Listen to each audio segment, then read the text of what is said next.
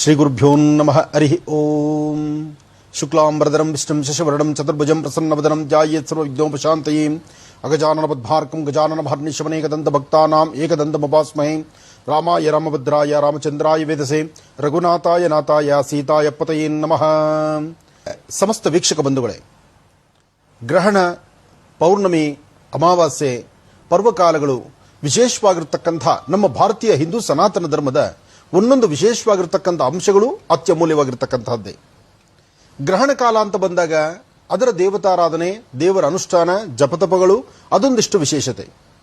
ಅಮಾವಾಸ್ಯೆ ಅಂತ ಬಂದಾಗ ಅದು ಮತ್ತಷ್ಟು ವಿಶೇಷ.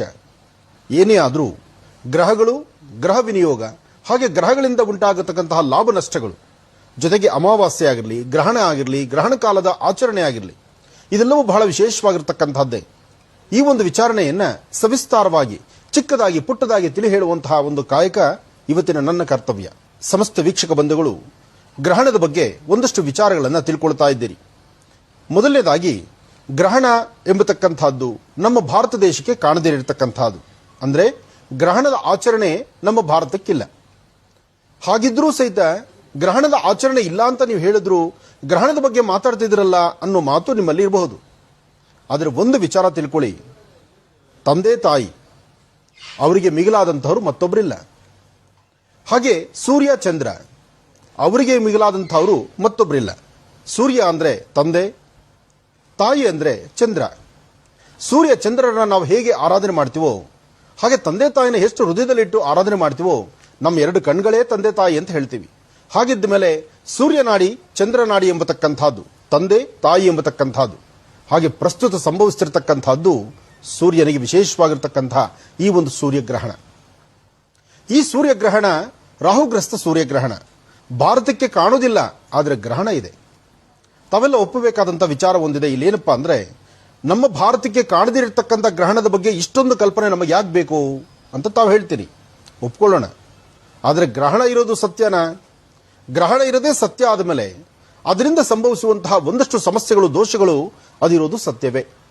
ಹಾಗಿದ್ದ ಮೇಲೆ ಸೂರ್ಯಗ್ರಹಣ ಶನಿವಾರ, ಅದರಲ್ಲೂ ಅಮಾವಾಸ್ಯೆ ರಾಹುಗ್ರಸ್ತ ಸೂರ್ಯಗ್ರಹಣ. ಆದರೆ ಈ ಸಮಯದಲ್ಲಿ ನಮ್ಮ ಆಚಾರ ವಿಚಾರಗಳು ಹೇಗೆ, ನಮ್ಮ ಆಚರಣೆ ಹೇಗೆ? ಭಾರತಕ್ಕೆ ಕಾಣದಿರೇ ಇದ್ದರೆ ನಾವು ಯಾವ ಆಚರಣೆ ಮಾಡೋಂಗಿಲ್ಲ, ಒಪ್ಕೊಳ್ಳೋಣ. ಆದರೆ ಗರ್ಭಿಣಿ ಸ್ತ್ರೀಯರ ಮುಂದೆ ಇದರ ಬಗ್ಗೆ ಒಂದು ಯೋಚನೆ ಮಾಡಬೇಕಾಗಿದೆ. ಗರ್ಭಿಣಿ ಸ್ತ್ರೀಯರಿದ್ದಾಗ ಅವ್ರ ಬಗ್ಗೆ ಒಂದಷ್ಟು ಚಿಂತನೆ ಮಾಡಬೇಕು. ಯಾವುದೇ ಗ್ರಹಣ ನಮ್ಮ ಭಾರತಕ್ಕೆ ಕಾಣದಿರೇ ಇದ್ರೂ ಗ್ರಹಣದ ಒಂದಷ್ಟು ದೋಷಗಳು ಉಂಟಾಗತಕ್ಕಂಥದ್ದು ಇದು ಸತ್ಯವೇ ಸರಿ. ಹಾಗಾಗಿ ಈ ಬಾರಿ ಸಂಭವಿಸುವಂತಹ ವರ್ಷದ ಮೊದಲನೇ ಗ್ರಹಣ ಸೂರ್ಯಗ್ರಹಣವಾದ್ದರಿಂದ, ಹಾಗೆ ಶನೇಶ್ಚರನಿಗೆ ವಿಶೇಷವಾಗಿರ್ತಕ್ಕಂಥ ಆರಾಧನೆಯನ್ನು ಮಾಡ್ತಾರೆ. ನೀಲಾಂಜನ ಸಮಾಭಾಸಂ ರವಿಪುತ್ರ ಮಿಮಾಗ್ರಜಂ ಛಾಯಾಮಾರ್ತಾಂಡ ಸಂಭೂತಂ ತನ್ನಮಾಮಿ ಶನೇಶ್ಚರಂ. ಶನಿ ಮತ್ತು ಸೂರ್ಯ ನೋಡಿ, ತಂದೆ ಮಕ್ಕಳು ಯಾವತ್ತೂ ಆಗೋದಿಲ್ಲ, ಅವರು ಶತ್ರುಗಳೇ.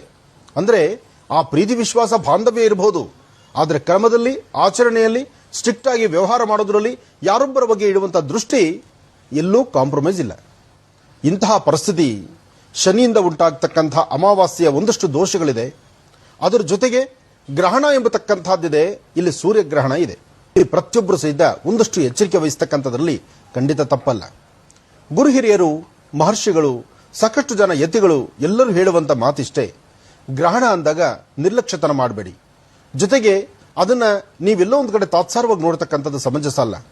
ಗ್ರಹಣದ ಅನುಷ್ಠಾನಗಳನ್ನು ನಿಮ್ಮ ಶಕ್ತಿಯಾನುಸಾರ ನಿಮ್ಮ ವಾಸ್ತುಗೃಹಗಳಲ್ಲಿ ಎಷ್ಟು ಸಾಧ್ಯವೋ ಅಷ್ಟು ನಿಮ್ಮ ಕುಲದೇವರನ್ನ ಪ್ರಾರ್ಥನೆ ಮಾಡಿ, ಗುರು ಹಿರಿಯರ ಆಶೀರ್ವಾದ ಪಡಿರಿ. ಜೊತೆಗೆ ಈ ಗ್ರಹಣ ಕಾಲದ ಅನುಷ್ಠಾನಗಳನ್ನು ಒಂದಿಷ್ಟು ಮಾಡಿ, ಯಾವುದೇ ಮಂತ್ರ, ತಂತ್ರ, ಯಂತ್ರ ಅಥವಾ ಒಂದಷ್ಟು ಬೀಜಾಕ್ಷರಿ ಮಂತ್ರಗಳ ಉಪದೇಶ ನಿಮಗೆ ಗೊತ್ತಿದ್ರೆ ಆ ಮಂತ್ರಾನುಷ್ಠಾನವನ್ನು ಈ ಸಮಯದಲ್ಲಿ ಅದನ್ನು ಉಚ್ಚರಿಸಿ. ಇದರಿಂದ ಸಾಕಷ್ಟು ಒಳಿತಿದೆ. ಸೈಂಟಿಫಿಕ್ ಆಗಿ ಆಲೋಚನೆ ಮಾಡೋದಾದ್ರೆ ನಭೋಮಂಡಲದಲ್ಲಿ ನಡೀತಕ್ಕಂಥ ಒಂದು ಕೌತುಕವೇ ಸರಿ ಅದು. ಆದರೆ ಆ ಕೌತುಕ ನಡಿಬೇಕಾದ್ರೆ ಪಂಚಾಂಗದ ವಿಶ್ಲೇಷಣೆ ಇದೆಯಲ್ಲ, ಅದು ಬಹಳ ತೂಕವಾಗಿರ್ತಕ್ಕಂಥದ್ದು. ವಿಜ್ಞಾನ ಎಂಬತಕ್ಕಂಥದ್ದು ಆರ್ಯಭಟನ ನಂತರ, ಆದರೆ ಜ್ಯೋತಿಷ್ಯ ಎಂಬತಕ್ಕಂಥದ್ದು ತಲತಲಾಂತರದಿಂದ ಬಂದಿರತಕ್ಕಂಥದ್ದು. ಪಂಚಾಂಗ ಕರ್ತೃಗಳು ಪಂಚಾಂಗವನ್ನು ಬರೆಯುವಾಗ ಮುಂದೆ ಯಾವಾಗ ಗ್ರಹಣ, ಯಾವ ಕಾಲ ಮುಹೂರ್ತ ಏನು, ಯಾವ ಸನ್ನಿವೇಶದ ವಿಶೇಷತೆ ಏನು, ಇದೆಲ್ಲವನ್ನು ಸಹಿತ ಸವಿಸ್ತಾರವಾಗಿ ಬರೆದಿರ್ತಾರೆ. ಬರೆದಂತಹ ಈ ಒಂದು ವಿಶೇಷವಾಗಿರ್ತಕ್ಕಂತಹ ಗ್ರಹಣ ಇರ್ತಕ್ಕಂತಹ ಈ ದಿನ ಆಚರಣೆಗಳನ್ನು ಸಹಿತ ಒಂದಷ್ಟು ಶಾಂತಿ, ಸಮಾಧಾನವಾಗಿ ಆಲೋಚಿಸಬೇಕು. ನಾವು ಬೆಳಗ್ಗೆ ತಲೆಗೆ ಸ್ನಾನ ಮಾಡಿಕೊಂಡು ಮನೆ ದೇವರ ಪ್ರಾರ್ಥನೆ ಮಾಡಿ, ಶನೇಶ್ವರನ ಆರಾಧನೆ ಮಾಡಿ, ಸೂರ್ಯ ದೇವರಿಗೆ ನಮಸ್ಕಾರ ಮಾಡಿ, ರಾಹುಕಾಲ ಅಂದ್ರೆ ಈ ಶುಭ ದಿನ, ಈ ಒಂದು ಸಮಯದಲ್ಲಿ ನಾವು ಜಾಗೃತರಾಗಿದ್ದರೆ ಯಾವ ತೊಂದರೆ ತಾಪತ್ರಯ ನಮ್ಮದಲ್ಲ. ಈ ಸಮಯದಲ್ಲೂ ನಾನು ಮಾಡಬಾರ್ದೇ ಮಾಡ್ತೇನೆ, ಏನಾಗುತ್ತೆ ನೋಡೋಣ ಅಂದ್ರೆ ಆದಮೇಲೆ ಅನುಭವಿಸೋದು ನೀವೇ ಅಲ್ವಾ? ಅದರ ಬಗ್ಗೆ ಒಂದು ಚಿಂತನೆ ಬೇಕು. ಅದಕ್ಕಾಗಿ ಗುರು ಹಿರಿಯರ ಮಾರ್ಗದರ್ಶನದಂತೆ ಎಚ್ಚರಿಕೆ ಏನು ಎಂಬತಕ್ಕಂಥದ್ದನ್ನು ತಿಳಿ ಹೇಳುವ ಕಾರ್ಯಕ್ರಮ ಈ ಒಂದು ಶುಭ ದಿನದ ಕಾರ್ಯಕ್ರಮ. ಗ್ರಹಣ ಕಾಲದಲ್ಲಿ ದರ್ಬೆ ಪ್ರಾಮುಖ್ಯತೆ ಇದೆ ದರ್ಬೆಗೆ. ಕಾರಣ, ವಾಸ್ತುಗೃಹವನ್ನು ಶುದ್ಧಿ ಮಾಡಿ ನೀವೆಷ್ಟೇ ಶುದ್ಧಿ ಆದರೂ 2 ದರ್ಬೆಯನ್ನಿಟ್ಟಾಗ ಅದಕ್ಕೆ ಮತ್ತಷ್ಟು ಶಕ್ತಿ ಬರುತ್ತೆ. ಆಹಾರ ಪದಾರ್ಥಗಳ ಮೇಲೂ 2 ದರ್ಬೆಯನ್ನಿಡಬೇಕು. ಹಾಗೆ ಏನೇ ಮಾಡಬೇಕಾದ್ರೂ ಅದಕ್ಕೆ ಅದರದೇ ಆದಂತಹ ಒಂದು ಕ್ರಮ ಇದೆ. ಆ ಕ್ರಮದ ಆಚರಣೆಗೆ ದರ್ಬೆ ಬಹಳ ಪ್ರಾಮುಖ್ಯತೆ. ದರ್ಬೆ ಮನುಷ್ಯನ ಹುಟ್ಟಿನಿಂದ ಸಾಯುವವರೆಗೂ ಪ್ರತಿಯೊಂದು ಕಾಲಗಳಲ್ಲೂ ದರ್ಬೆಯ ಪ್ರಾಮುಖ್ಯತೆ ಬಹಳ ವಿಶೇಷವಾಗಿರ್ತಕ್ಕಂಥದ್ದು. ಹಾಗಾಗಿ ದರ್ಬೆ ಗ್ರಹಣ ಕಾಲದಲ್ಲಿ ಬಹಳ ಪ್ರಾಮುಖ್ಯತೆ ಇದೆ. ದರ್ಬೆ ಸೀತಾದೇವಿ ಭೂಮಿಯಲ್ಲಿ ಹೋದಾಗ, ಅಂದ್ರೆ ಅಗ್ನಿ ಪ್ರವೇಶ ಆದ ನಂತರ ಸೀತೆ ಪಾವಿತ್ರಳು ಎಂಬತಕ್ಕಂತಹ ವಿಚಾರ ಗೊತ್ತಾದ ಮೇಲೂ ಸಹಿತ ತಾಯಿಯ ಮಡಿಲ ಸೇರಲಿಕ್ಕಾಗಿ ಸೀತೆ ಭೂಮಿಗೆ ಹೋಗ್ತಾಳೆ. ಯಾಕೆಂದ್ರೆ ಭೂತಾಯಿಯ ಮಗಳು ಸೀತೆ. ಆ ಸೀತೆ ಭೂಮಿಗೆ ಹೋಗ್ಬೇಕಾದ್ರೆ ತನ್ನ ಕೇಶಗಳು ಭೂಮಿ ಮೇಲಿದ್ದಂಥದ್ದು ಅದು ದರ್ಬೆ ಅಂತ ಹೇಳ್ತಾರೆ. ಅದಕ್ಕೆ ಆ ದರ್ಬೆಗೆ ಅಷ್ಟು ಪವಿತ್ರತೆ ಇರತಕ್ಕಂಥದ್ದು, ಅಷ್ಟು ವಿಶೇಷತೆ ಇರತಕ್ಕಂಥದ್ದು. ಗ್ರಹಣ ಕಾಲದಲ್ಲಿ ನೀರಿಗಾಗ್ಲಿ ಅಥವಾ ಕೆಲವು ಪದಾರ್ಥಗಳಲ್ಲಾಗ್ಲಿ ಉಪ್ಪು, ಹುಣಸೆಹಣ್ಣು, ಹುಳಿ ಇಂತಹ ಪದಾರ್ಥಗಳಲ್ಲೂ ಸಹಿತ ದರ್ಬೆಯನ್ನು ಹಾಕುವುದು ಹಿಂದಿನಿಂದ ಬಂದಿರತಕ್ಕಂಥ ಒಂದು ಪದ್ಧತಿ. ಆ ಪದ್ಧತಿ, ಆಚಾರ, ವಿಚಾರ ಇದೆಲ್ಲವೂ ಸಹಿತ ಅಂದಿನಿಂದ ಇಂದಿನವರೆಗೂ ನಡ್ಕೊಂಡು ಬಂದಿದೆ. ಗ್ರಹಣ ಎಂಬತಕ್ಕಂಥದ್ದು ನಮ್ಮ ಭಾರತಕ್ಕೆ ಕಾಣೋದಿಲ್ಲ ನಿಜ. ಆದರೆ ಗ್ರಹಣದ ಆಚರಣೆ ಒಂದಷ್ಟು ಜನ ಮಾಡೇ ಮಾಡ್ತಾರೆ. ಕಾರಣ, ಸೂರ್ಯಚಂದ್ರರು ನಮ್ಮ ಭಾರತ ದೇಶಕ್ಕೆ ಕಾಣದಿದ್ರು ಸೂರ್ಯಚಂದ್ರರು ಒಬ್ಬೊಬ್ಬರೇ. ಆ ಒಬ್ಬೊಬ್ಬರೇ ಅಂದಾಗ ಅವರಿಗೆ ಗ್ರಹಣ ಸಂಭವಿಸುವಂತಹ ಕಾಲ. ಒಂದಷ್ಟು ಜಪ ತಪ ಅನುಷ್ಠಾನಗಳನ್ನು ಮಾಡತಕ್ಕಂಥದ್ದು. ಗ್ರಹಣದ ಆಚರಣೆ ಒಂದಷ್ಟು ಜನ ಮಾಡೋರಿದ್ದಾರೆ, ಮಾಡದಿರತಕ್ಕಂಥವರಿದ್ದಾರೆ. ಹಾಗಂತ ಸಂಪೂರ್ಣವಾಗಿ ಭಯಪಡಬೇಕಾದ್ದಿಲ್ಲ. ಯಾಕೆಂದ್ರೆ ಅದರ ಬಿಂಬಗಳು, ಅದರ ಕಿರಣಗಳು ಅಷ್ಟು ನಮ್ಮ ಮೇಲೆ ಬೀಳ್ತಕ್ಕಂಥದ್ದಿಲ್ಲ. ಹಾಗಾಗಿ ಧೈರ್ಯದಿಂದ ಇರಬಹುದು. ಆದರೆ ಗರ್ಭಿಣಿ ಸ್ತ್ರೀಯರು, ವಯಸ್ಸಾಗಿರ್ತಕ್ಕಂಥ ಹಿರಿಯರು, ಸಣ್ಣ ಪುಟ್ಟ ಮಕ್ಕಳು ಒಂದಷ್ಟು ಎಚ್ಚರಿಕೆ ಇರತಕ್ಕಂಥದ್ದು ಬಹಳ ಉತ್ತಮನೇ ಸರಿ. ಇದು ದೇಶಾಚಾರ ಪದ್ಧತಿ. ಒಂದೊಂದು ಭಾಗಗಳಲ್ಲಿ ಒಂದೊಂದು ಪದ್ಧತಿ, ಆಚಾರ ಇದೆ. ಅಂತಹ ಆಚಾರ ವಿಚಾರಗಳ ಬಗ್ಗೆ ನಾವು ತಿಳ್ಕೊಳ್ಳೋದಾದ್ರೆ ನಾವು ತಿಳ್ಕೊಳ್ಬೇಕಾಗಿರ್ತಕ್ಕಂಥದ್ದು, ಜೊತೆಗೆ ಆಚರಿಸಬೇಕಾಗಿರ್ತಕ್ಕಂಥದ್ದು, ಭಕ್ತಿಯಿಂದ ಭಗವಂತನ ಪ್ರಾರ್ಥನೆ ಮಾಡ್ತಾ ಅನುಷ್ಠಾನಗಳನ್ನು ಮಾಡತಕ್ಕಂಥದ್ದು ಬಹಳ ವಿಶೇಷ. ಹಾಗಾಗಿ ಶನೇಶ್ವರನ ಆಲಯಕ್ಕೆ ಹೋಗಿ ಸ್ವಾಮಿನ ಪ್ರಾರ್ಥನೆ ಮಾಡಿ. ಈ ಸಮಯದಲ್ಲಿ ಕೆಂಪು ವಸ್ತ್ರದಲ್ಲಿ ಗೋಧಿಯನ್ನ ಕಟ್ಟಿಡಿ. ಅದರ ಜೊತೆಗೆ ಒಂದಷ್ಟು ಉದ್ದಿನಬೇಳೆ. ಯಾಕೆಂದ್ರೆ ರಾಹು ಅಂದ್ರೆ ಉದ್ದಿನಬೇಳೆ, ಅದರಲ್ಲೂ ಸೂರ್ಯ ಅಂದ್ರೆ ಗೋಧಿಗೆ ಮುಖ್ಯವಾಗಿರ್ತಕ್ಕಂಥದ್ದು ಕೆಂಪು. ಅದರಿಂದ ಕೆಂಪು ವಸ್ತ್ರದಲ್ಲಿ ಗೋಧಿಯನ್ನು ಕಟ್ಟಿಟ್ಟು ಅದರ ಪಕ್ಕದಲ್ಲಿ ಉದ್ದಿನಬೇಳೆಯನ್ನು ಇಟ್ಟು ರಾಹುಕಾಲ ಮುಗಿದ ನಂತರ ಆ ಒಂದು ಧಾನ್ಯಗಳನ್ನ ಯಾವುದಾದ್ರು ಒಂದು ಶಿವಾಲಯಕ್ಕಾಗ್ಲಿ ಅಥವಾ ವಿಷ್ಣು ಆಲಯಕ್ಕಾಗ್ಲಿ ಅಥವಾ ಶನೇಶ್ವರ ಮಂದಿರಕ್ಕಾಗ್ಲಿ ಕೊಟ್ಟು ಪ್ರಾರ್ಥನೆ ಮಾಡುವಂಥದ್ದು ಬಹಳ ಶ್ರೇಯಸ್ಸು, ಯಶಸ್ಸು. ಗ್ರಹಣ ಅಂತ ಬಂದಾಗ ಪ್ರತಿಯೊಬ್ಬರ ಜಾತಕದಲ್ಲೂ ಒಂದು ಆತಂಕ ಹುಟ್ಟುಕೊಳ್ಳುತ್ತೆ, ಒಂದು ಭಯ ಇರುತ್ತೆ. ಆತಂಕ, ಭಯ ಎಂಬತಕ್ಕಂಥದ್ದು ಬರೋದೇ ಈ ಗ್ರಹಣಕ್ಕಿಂತ ಮುಖ್ಯವಾಗಿ ಈ ಬಾರಿ ನಾವು ತಿಳ್ಕೊಳ್ಬೇಕಾದ್ದು ಅಮಾವಾಸ್ಯೆ. ಪ್ರತಿಯೊಬ್ಬರ ಜಾತಕದಲ್ಲೂ ಅಮಾವಾಸ್ಯೆ ಅಂತ ಗೊತ್ತಾದ ತಕ್ಷಣ ಅವರಿಗೆ ಅರಿವಿಲ್ಲದಂತ ರೀತಿ ಭಯ ಶುರುವಾಗ್ಬಿಟ್ಟಿರುತ್ತೆ. ಅದು ಭಯ ಇಡಿಸ್ತಕ್ಕಂಥದ್ದಲ್ಲ, ಭಯ ಬರ್ತಕ್ಕಂತಹದ್ದು. ಕಾರಣ, ಅಮಾವಾಸ್ಯೆ ಕತ್ಲು, ಅದೆಲ್ಲರಿಗೂ ಗೊತ್ತಿರುವಂತ ವಿಚಾರ. ಸಂಪೂರ್ಣವಾಗಿ ಕಾಡುಗತ್ತಲಿರ್ತಕ್ಕಂತಹ ಕಾಲ ಆಗ್ಬಿಡುತ್ತೆ. ಕತ್ಲು ಆವರಿಸಿದಾಗ ಎಂತಹ ವ್ಯಕ್ತಿಗಾದರೂ ಭಯ ಎಂಬತಕ್ಕಂಥದ್ದು ತಾನಾಗಿ ಬಂದ್ಬಿಡುತ್ತೆ. ಆದರೆ ಇದು ಗ್ರಹಣ ಕಾಲ ಸಹಿತ ಕತ್ಲಾಗ್ತಕ್ಕಂಥದ್ದೇ. ಯಾಕೆಂದ್ರೆ ಆ ಬೆಳಕನ್ನೇ ಆವರಿಸ್ಬಿಡುತ್ತೆ. ನೋಡಿ, ಎಂತಹ ಒಂದು ವಿಶೇಷವಾಗಿರ್ತಕ್ಕಂಥದ್ದು, ಎಂತಹ ಒಂದು ವಿಶೇಷವಾಗಿರ್ತಕ್ಕಂಥ ಸಂಗತಿಗಳಿದು. ಗ್ರಹಣ ಅಂತ ಆದಾಗಲೂ ಕತ್ಲಾಗತ್ತೆ, ಅಮಾವಾಸ್ಯೆ ಅಂತಿದ್ದಾಗಲೂ ಕತ್ಲಿರುತ್ತೆ. ಅಂತಹ ಕತ್ತಲು ಆವರಿಸುವಾಗ ಭಯ ಎಂಬತಕ್ಕಂಥದ್ದು ಸಹಜವಾಗಿ ಬರುತ್ತೆ. ಇನ್ನು 27 ನಕ್ಷತ್ರ 12 ರಾಶಿಗಳಿಗೆ ಸಂಬಂಧಪಟ್ಟಂಗೆ ಒಂದೊಂದು ರಾಶಿಯಲ್ಲಿ ಒಂದೊಂದು ತರಹ ವಿಶೇಷತೆ ಇರುತ್ತೆ, ಲಾಭ ಇರುತ್ತೆ, ನಷ್ಟ ಇರುತ್ತೆ. ಗ್ರಹಣದಿಂದ ಒಂದಷ್ಟು ಜನಕ್ಕೆ ಒಳಿತಾಗಬಹುದು, ಕೆಡುಕು ಆಗಬಹುದು. ಇಲ್ಲಿ ಒಳಿತಾಗುತ್ತೆ ಎಂಬತಕ್ಕಂಥದ್ದಕ್ಕಿಂತ ಕೆಡಕಾಗೋದೇ ಜಾಸ್ತಿ. ಯಾಕೆಂದ್ರೆ ಗ್ರಹಣದಿಂದ ಒಳಿತು ಕಂಡದ್ದು ಈ ಇತಿಹಾಸದಲ್ಲಿ ತುಂಬಾ ಕಡಿಮೆ. ಗ್ರಹಣ ಆಯ್ತಪ್ಪ, ನನಗೆ ಒಳ್ಳೇದಾಯ್ತು, ಯಾರ ಬಾಯಲೂ ಇಲ್ಲ. ಗ್ರಹಣ ಬರ್ತಿದೆ, ಈಗಾಗಲೇ ಸಮಸ್ಯೆ ಶುರುವಾಯಿತು, ಇದು ನಾವು ಕಂಡಿದ್ದೀವಿ. ಗ್ರಹಣ ಬಂದಾಯ್ತು, ಕಷ್ಟ ಅನುಭವಿಸಿದ್ವಿ, ಇದು ನಾವು ಕಂಡಿದ್ದೀವಿ. ಗ್ರಹಣ ಬಂದಿದ್ದೇ ಬಂತು, ನಮ್ಮ ವಾಸ್ತುಗೆ ದೊಡ್ಡ ಗ್ರಹಣ ಬಡದಂಗಾಯ್ತು, ಈ ಮಾತನ್ನು ನಾವು ಕೇಳಿದ್ದೀವಿ. ಇಂತಹ ಒಂದು ಪ್ರಕ್ರಿಯೆಗಳು, ಇಂತಹ ಒಂದು ಸಮಸ್ಯೆಗಳು ಎದುರಾದ್ರಿಂದ ಇಲ್ಲಿ ಬಹಳ ಜೋಪಾನ ಬೇಕು, ಎಚ್ಚರಿಕೆ ಬೇಕು, ಜವಾಬ್ದಾರಿ ಬೇಕು. ಮಿಥುನ ರಾಶಿಯವರಿಗೆ ಆರ್ಥಿಕ ಪರಿಸ್ಥಿತಿ ಪರವಾಗಿಲ್ಲ, ವ್ಯವಹಾರ ಸಿದ್ಧಿಸುತ್ತೆ, ಮನಸ್ಸಲ್ಲಿ ಶಾಂತಿ, ನೆಮ್ಮದಿ ಇದೆ, ವೃತ್ತಿಯಲ್ಲಿ ಅಭಿವೃದ್ಧಿ ಕಾಣ್ತೀರಿ. ಆದರೆ ಮಾಡುವ ಕಾಯಕ ಶ್ರದ್ಧಾ ಭಕ್ತಿಯಾಗಿ ಮಾಡಿ. ಏನೇ ಮಾಡಿದ್ರೂ ಗಣಪತಿನ ನಮಸ್ಕಾರ ಮಾಡ್ತಾ ಗಣಪತಿಯನ್ನು ಆರಾಧನೆ ಮಾಡಿ ಗಣಪನ ಅನುಗ್ರಹ ಪಡೆದರೆ ಈ ಶುಭ ದಿನ ಒಂದಷ್ಟು ವಿಶೇಷತೆ. ಮತ್ತೆ ಕೇತು ಇರತಕ್ಕಂಥ ಆಸ್ಥಾನ ಪರವಾಗಿಲ್ಲ, ಹಾಗಂತ ಧೈರ್ಯವಾಗಿದ್ರೂ ಎಲ್ಲೋ ಒಂದು ಕಡೆ ಅಂಜಿಕೆ ನಮ್ಮನ್ನ ಬಾಧಿಸುತ್ತೆ. ಭಯಪಡಬೇಕಾದ್ದಿಲ್ಲ. ಮಾಡುವ ಕಾಯಕವನ್ನ ಶ್ರದ್ಧಾಭಕ್ತಿಯಾಗಿ ಮಾಡಿ ಚಂದ್ರಶೇಖರನ ಆರಾಧನೆ ಮಾಡಿ. ನಿಮ್ಮ ಮಾತೃಶ್ರೀ ಅಂದ್ರೆ ಜನ್ಮದಾತೆ ತಾಯಿಯ ಪಾದ ಮುಟ್ಟಿ ನಮಸ್ಕಾರ ಮಾಡಿ. ಸಾಧ್ಯವಾದರೆ ಒಂದಷ್ಟು ಗೋಕ್ಷೀರವನ್ನ ಶಿವಮಂದಿರಕ್ಕೆ ಕೊಡಿ. ಅದರ ಮಧ್ಯದಲ್ಲಿ ಸೂರ್ಯನಿಗೆ ಪ್ರಧಾನವಾಗಿರತಕ್ಕಂಥದ್ದು ಗೋಧಿ ಮತ್ತು ಕೆಂಪು ವಸ್ತ್ರವನ್ನ ಮನೆಯಲ್ಲಿ ಗಂಟು ಕಟ್ಟಿಟ್ಟು ಅದನ್ನ ಶಿವಾಲಯಕ್ಕೆ ಕೊಟ್ಟು ಪ್ರಾರ್ಥನೆ ಮಾಡೋದ್ರಿಂದ ಗ್ರಹಣದಿಂದ ಬರತಕ್ಕಂಥ ದೋಷವನ್ನ ದೂರ ಮಾಡ್ಕೊಳ್ತೀರಿ. ಬೇಕು ಬೇಡಗಳನ್ನ ಸರಿಯಾದ ಸನ್ಮಾರ್ಗದತ್ತ ತೆಗೆದುಕೊಳ್ಳುವಂತಹ ಯೋಚನೆ ಇದೆ. ಏನೇ ಕೆಲಸ ಮಾಡಿದ್ರೂ ಸರಿಯಾದ ಮಾರ್ಗದಲ್ಲಿ ನಡೆದ್ರೆ ಮಾತ್ರ ಅದ್ರ ಫಲ ಸಿಗುವಂತದ್ದಿದೆ. ನಿಮ್ಮ ಆಲೋಚನೆ ಇದೆಯಲ್ಲ, ಸಾಧ್ಯವಾದಷ್ಟು ಮಟ್ಟಿಗೆ ಧರ್ಮ ಮಾರ್ಗ ಇರಲಿ, ಎಲ್ಲಕ್ಕಿಂತ ಮುಖ್ಯವಾಗಿ ಮಾತಾಪಿತೃಗಳು ತಂದೆ ತಾಯಿ ಹೇಳುವಂತ ರೀತಿ ಸ್ವಲ್ಪ ನಡೆಯುವಂತದ್ದಾಗಿರ್ಲಿ. ಏನೇ ಎಷ್ಟೇ ಜ್ಞಾನವಂತರಾಗಿದ್ದು ಬುದ್ಧಿವಂತರಾಗಿದ್ದು ನೀವು ಬಹಳಷ್ಟು ವಿದ್ಯಾವಂತರಾದ್ರೂ ಮತ್ತೊಬ್ಬರ ಮಾತನ್ನು ಆಲಿಸ ಬಹಳ ಉತ್ತಮ. ಮತ್ತಷ್ಟು ಜನಕ್ಕೆ ಮಾನಸಿಕವಾದಂತಹ ಒತ್ತಡ, ಮತ್ತಷ್ಟು ಜನಕ್ಕೆ ಆಗುವ ಕೆಲಸಗಳಿಂದೇನು ಆಗೇ ಹೋಯ್ತೇನೋ ಅನ್ನುವಂತಹ ಸಂತೋಷ ಮಾತ್ರ ನಿಮಗೆ ಉಳ್ಕೊಳ್ಳುವಂಥದ್ದು. ಕೆಲಸ ಆಗುದಿಲ್ಲ, ಅಲ್ಲಿ ಕಣ್ಣೀರು ಹಾಕಬೇಕಾದಂತಹ ಪರಿಸ್ಥಿತಿ ಎದುರಾಗ್ಬಿಡುತ್ತೆ. ದೂರಬಾರ ಪ್ರಯಾಣದ ಬಗ್ಗೆ ಆಲೋಚನೆ ಮಾಡ್ತಾ ಇದ್ದೀರಿ. ವ್ಯಾಪಾರ ವ್ಯವಹಾರಗಳನ್ನು ಬದಲಾಯಿಸಬೇಕು ಎಂಬತಕ್ಕಂಥ ಚಿಂತನೆಯಲ್ಲಿದ್ದೀರಿ. ಏನಾದರೂ ಒಂದು ಹೊಸದನವನ್ನು ಕಾಣಬೇಕು, 4-6 ತರ ಬೇರೆ ಬೇರೆ ತರ ಆಲೋಚನೆಗಳನ್ನು ಮಾಡುವಂತಹದ್ದು. ಜೊತೆಗೆ ಕುಟುಂಬದಲ್ಲಿರ್ತಕ್ಕಂಥವ್ರ ಮಧ್ಯದಲ್ಲಿ ಸಣ್ಣ ಪುಟ್ಟ ವಿಚಾರಕ್ಕೂ ಕಲಹ ಉಂಟಾಗ್ತಕ್ಕಂಥದ್ದು. ಉದ್ಯೋಗ ಕ್ಷೇತ್ರದಲ್ಲಿಲ್ಲೋ ಒಂದು ಹೆಜ್ಜೆ ಹಿಂದೆ ಉಳಿತಿದ್ದೇನೇನೋ ಎಂಬತಕ್ಕಂಥ ಆತಂಕಕ್ಕೊಳಗಾಗುವಂಥದ್ದು. ವಿದ್ಯಾರ್ಥಿಗಳು ಸರಿಯಾದ ರೀತಿ ವಿದ್ಯಾಭ್ಯಾಸವನ್ನ ಪರಿಪೂರ್ಣತೆ ಮಾಡ್ಕೊಳ್ಳೋಕ್ಕಾಗುತ್ತೋ ಇಲ್ಲೋ ಎಂಬತಕ್ಕಂಥ ಸಂದೇಹ ನಿಮಗೆ ಬಾಧಿಸ್ತಕ್ಕಂಥದ್ದು.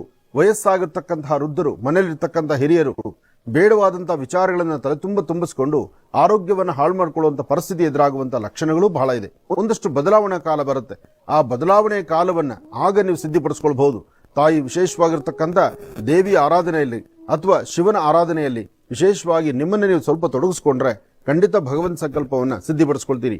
ಯಾವುದಾದ್ರೂ ವಿಚಾರವನ್ನ ಹೇಗೆ ನಡೆಸಬೇಕು, ಹೇಗಿರಬೇಕು ಎಂಬತಕ್ಕಂಥದ್ರ ಅರಿವಿಲ್ದಿದ್ರೆ ಮನುಷ್ಯ ಹಾಕುವ ಹೆಜ್ಜೆ ಸಮಂಜಸವಲ್ಲ. ಹಾಗೆ ತೃಪ್ತಿನೂ ಕಾಣುವುದಿಲ್ಲ. ಹಾಕುವ ಪ್ರತಿ ಹೆಜ್ಜೆ ಒಂದಷ್ಟು ಜೋಪಾನ ಇರಬೇಕಾಗತ್ತೆ. ಹಿರಿಯರ ಮಾತನ್ನು ಆಲಿಸಿ ನಿಮಗೆ ಸರಿ ಅನ್ಸದನ್ನಷ್ಟೇ ನೀವು ಆಲೋಚನೆ ಮಾಡಿ. ಕೆಲವೊಮ್ಮೆ ದುಡುಕಿ ತೀರ್ಮಾನ ತಂದುಕೊಂಡು ಕಣ್ಣೀರು ಹಾಕುವಂತ ಪರಿಸ್ಥಿತಿ ಎದುರಾಗಬಹುದು.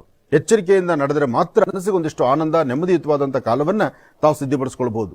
ನಂದು ತಂದು ಬೇಕು ಬೇಡ ಇದೆಲ್ಲದರ ಬಗ್ಗೆ ಇರತಕ್ಕಂತಹ ಚಿಂತನೆಗಳೇ ಬೇರೆ, ನಡ್ಕೊಂಡು ಹೋಗುವಂತಹ ನಡೆಯುವಂತಹ ವ್ಯವಹಾರಗಳೇ ಬೇರೆ. ಗಣಪತಿಯನ್ನ ಪ್ರಾರ್ಥನೆ ಮಾಡಿ ಇಷ್ಟಾರ್ಥವನ್ನು ಸಿದ್ಧಪಡಿಸಿಕೊಳ್ಳಿ. ಅಸಾಧ್ಯವನ್ನ ಸಾಧನೆ ಪಡಿಸಿಕೊಳ್ತಕ್ಕಂಥ ಕಾಲನೂ ಆಗಬೇಕು. ಫಲಾಫಲಗಳನ್ನು ಸಿದ್ಧಪಡಿಸಿಕೊಳ್ತಕ್ಕಂಥ ಯೋಗಫಲ ಇದೆ. ಯಾವುದು ಬೇಕು ಯಾವುದು ಬೇಡ ಎಲ್ಲವೂ ಸರಿಯಾದ ರೀತಿ ಇರುತ್ತೆ. ಆದರೆ ಸತ್ಯಾಸತ್ಯತೆಗಳನ್ನು ಅರ್ಥ ಬದುಕಬೇಕಾಗಿರ್ತಕ್ಕಂಥ ರೀತಿ ಇದೆ. ಎಲ್ಲಾ ಕೆಲಸಗಳಿಗೂ ಒಂದು ಸರಿಯಾದಂಥ ವ್ಯವಸ್ಥೆ ಆಗಬೇಕಾಗಿದೆ. ಅದಕ್ಕಾಗಿ ನಿಮ್ಮ ಕುಲದೇವರನ್ನ ಪ್ರಾರ್ಥನೆ ಮಾಡತಕ್ಕಂಥದ್ದು, ಗುರುಗಳ ಅನುಗ್ರಹ ಪಡಿತಕ್ಕಂಥದ್ದು, ಸರಿಯಾದ ಸನ್ಮಾರ್ಗದತ್ತ ನಡೀತಕ್ಕಂಥದ್ದು ಹೆಚ್ಚಿನ ಫಲಗಳಿದೆ. ಯಾವುದೇ ಕೆಲಸ ಮಾಡಬೇಕಾದ್ರೂ ಸರಿಯಾದ ರೀತಿ ಆಲೋಚನೆ ಮಾಡಿದ್ರೆ ಮಾತ್ರ. ನಿಮ್ಮ ಆಲೋಚನೆಗಳಲ್ಲಿ ಸ್ವಲ್ಪ ವ್ಯತ್ಯಾಸ ಆದ್ರೂ ಒಂದಲ್ಲ ಒಂಥರ ಸಮಸ್ಯೆ ಎದುರಾಗುತ್ತೆ. ಆಳ್ಮೆಯಿಂದ ಒಂದು ಹೆಜ್ಜೆ ಮುಂದಕ್ಕೆ ಹಾಕಿದ್ರೆ ಅಸಮಾಧಾನ ದೂರ ಮಾಡಿಕೊಳ್ಬಹುದು. ವಿದ್ಯಾರ್ಥಿಗಳು ಓದೋದ್ರ ಕಡೆ ಹೆಚ್ಚು ಗಮನ ಕೊಡಿ. ಉದ್ಯೋಗಕ್ಕೆ ಬರ್ತಕ್ಕಂಥವ್ರು, ಉದ್ಯೋಗಾಕಾಂಕ್ಷಿಗಳು, ಅಲ್ಲಿರತಕ್ಕಂತಹ ತೊಂದರೆ ತಾಪತ್ರಗಳನ್ನ, ಅಲ್ಲಿರುವಂತಹ ಒಂದಷ್ಟು ಶತ್ರುಗಳನ್ನ, ಅಲ್ಲಿರುವಂತಹ ಕೆಲವಷ್ಟು ವೈರತ್ವ ಮಾಡತಕ್ಕಂಥವ್ರನ್ನ ಸಾಧ್ಯವಾದಷ್ಟು ನಿಮ್ಮ ಹಸನ್ಮುಖಿತನ, ಆ ನಿಮ್ಮ ನಗುಮುಖದಿಂದಲೇ ಸಮಸ್ಯೆಗಳನ್ನ ದೂರ ಮಾಡಿಕೊಳ್ಬೇಕು. ಆದಷ್ಟು ಪ್ರಯಾಣ ಕಾಲದಲ್ಲಿ ಎಚ್ಚರಿಕೆ ಇರಬೇಕು. ಡ್ರೈವಿಂಗ್ ಲೈನ್ ಇರತಕ್ಕಂಥವ್ರು ಸ್ವಲ್ಪ ಸೂಕ್ಷ್ಮವಾಗಿರುವಂತಹ ಕಾಲ, ಎಚ್ಚರಿಕೆಯಿಂದ ಇರಬೇಕು. ಉತ್ತರಾಭಿಮುಖವಾಗಿ ನಿಂತು ದೇವಿಯನ್ನ ಪ್ರಾರ್ಥನೆ ಮಾಡಬೇಕು. ಸರ್ವಮಂಗಳ ಮಾಂಗಲ್ಯೆ ಶಿವೇ ಸರ್ವಾರ್ಥ ಸಾಧಿಕೆ ಶರಣ್ಯೇ ತ್ರಂಬಕೆ ಗೌರಿ ನಾರಾಯಣಿ ನಮೋಸ್ತುತೆ. ಹೀಗೆ ದೇವಿಯನ್ನ ಪ್ರಾರ್ಥನೆ ಮಾಡ್ತಾ ನಿಮ್ಮ ಮನೋಕಾಮನೆಗಳನ್ನ ಸಿದ್ಧಿಪಡಿಸಿಕೊಂಡಿದ್ದೆ ಆದ್ರೆ ಅಸಮಾಧಾನ ಅಂತಕ್ಕಂಥದ್ದು ದೂರ ಆಗುತ್ತೆ. ಸಮಾಧಾನಕರವಾದ ಫಲವನ್ನು ಸಿದ್ಧಪಡಿಸಿಕೊಳ್ಳೋದಾಗುತ್ತೆ. ಶುಕ್ರನ ಅನುಗ್ರಹದಿಂದ ಆರ್ಥಿಕ ಪರಿಸ್ಥಿತಿ ಪರವಾಗಿಲ್ಲ, ನಿಮ್ಮ ಮುಖದ ವರ್ಚಸ್ಸು ತೇಜಸ್ಸು ಪರವಾಗಿಲ್ಲ, ವೃತ್ತಿ ಧರ್ಮ ಪರವಾಗಿಲ್ಲ, ಮಾಡುವಂತಹ ಕೆಲಸ ಕಾರ್ಯಗಳು ಪರವಾಗಿಲ್ಲ. ಆದಷ್ಟು ಮಟ್ಟಿಗೆ ನಿಮ್ಮ ಮನಸ್ಸಲ್ಲಿರ್ತಕ್ಕಂಥ ದೋಷಗಳು ದೂರ ಆಗುತ್ತೆ. ಯಾವುದೇ ವೃತ್ತಿ ಧರ್ಮದಲ್ಲಿರ್ತಕ್ಕಂಥವರಾದ್ರೂ ಅದ್ರ ಫಲಾಫಲಗಳನ್ನು ಸಿದ್ಧಿಪಡಿಸಿಕೊಳ್ಳೋದಾಗತ್ತೆ. ಸ್ವಲ್ಪ ದೂರ ಪ್ರಯಾಣ ಮಾಡಬೇಕು ಅನ್ನೋ ಮನಸ್ಸಿರುತ್ತೆ, ಆದರೂ ತಾಳ್ಮೆ ಬೇಕಾಗತ್ತೆ. ಯಾರು ನಿಂದಕರಿದ್ರೂ ಅವರನ್ನ ದೂರ ಮಾಡಿಕೊಂಡು ಸಾಧ್ಯವಾದಷ್ಟು ತಾಳ್ಮೆ ಸಮಾಧಾನವಾಗಿರಬೇಕು ಅನ್ನೋದೇ ಒಂದು ಚಿಂತನೆ. ವಿದ್ಯಾರ್ಥಿನಿಯರು, ಉದ್ಯೋಗಕ್ಕೆ ಬರ್ತಕ್ಕಂಥವ್ರು, ವಯಸ್ಸಾಗಿರ್ತಕ್ಕಂಥ ಹಿರಿಯರು, ಅನಾರೋಗ್ಯದಲ್ಲಿರ್ತಕ್ಕಂಥವ್ರು 1-2-3 ಚಿಟಿಕೆ ಉಪ್ಪನ್ನು ತಗೊಂಡು ದೃಷ್ಟಿ ತೆಗೆದು ನೀರಿಗೆ ಹಾಕಿದ್ರೂ ಈ ದೋಷಗಳು ದೂರ ಆಗುತ್ತೆ. ಆದ್ರೆ ಇದು ನೀವು ಮಾಡಲೇಬೇಕು. ಇದು ಮಾಡೋದು ಬಹಳ ಶ್ರೇಯಸ್ಸು, ಒಳಿತಾಗತ್ತೆ. ನಿಮ್ಮದೇ ಆದ ಪ್ರಪಂಚ, ನಿಮ್ಮದೇ ಆದಂಥ ವೃತ್ತಿ ಧರ್ಮ, ಹೇಗೆ ನಡೀತಿದ್ದೀವಿ, ಏನಾಗ್ತಾ ಇದೆ, ಏನು ಹೋಗ್ತಾ ಇದೆ, ಯಾವುದ್ರ ಬಗ್ಗೆನೂ ಅರಿವಿಲ್ಲ. ಏನೋ ಒಂದಿಷ್ಟು ನಡಿಬೇಕು, ನಡೀತಾ ಇದೆ. ಮಧ್ಯಾಹ್ನ ಆಗುತ್ತೆ, ರಾತ್ರಿ ಆಗುತ್ತೆ, ಬೆಳಗಾಗುತ್ತೆ. ಈ ಮಟ್ಟದ ಚಿಂತನೆ ನಡೀತಾ ಇದೆಯೇ ಬಿಟ್ರೆ ಮುಂದೆ ಏನು ಅಂತಕ್ಕಂಥದ್ರ ಬಗ್ಗೆ ಆಲೋಚನೆ ಮಾಡ್ಲಿಕ್ಕೆ ಆಗದಂತ ಪರಿಸ್ಥಿತಿಯಲ್ಲಿ ತಾವಿದ್ದೀರಿ. ಆದ್ರೆ ಪ್ರಸ್ತುತ ರಾಹು ಇರ್ತಕ್ಕಂಥದ್ದು, ಶನಿ ಇರ್ತಕ್ಕಂಥ ಆಸ್ಥಾನ, ಜೊತೆಗೆ ಬುಧನ ಅನುಗ್ರಹ ಸಹಿತ ಅಷ್ಟೇ ಇರೋದ್ರಿಂದ ಹೀಗಾಗ್ತಾ ಇದೆ. ಇದಕ್ಕಾಗಿ ನೀವು ಮಾಡಬೇಕಾದ್ದು ಹನುಮನ ಸಾನ್ನಿಧ್ಯಕ್ಕೆ ಹೋಗಿ ಹನುಮನ ಪ್ರಾರ್ಥನೆ ಮಾಡಿ.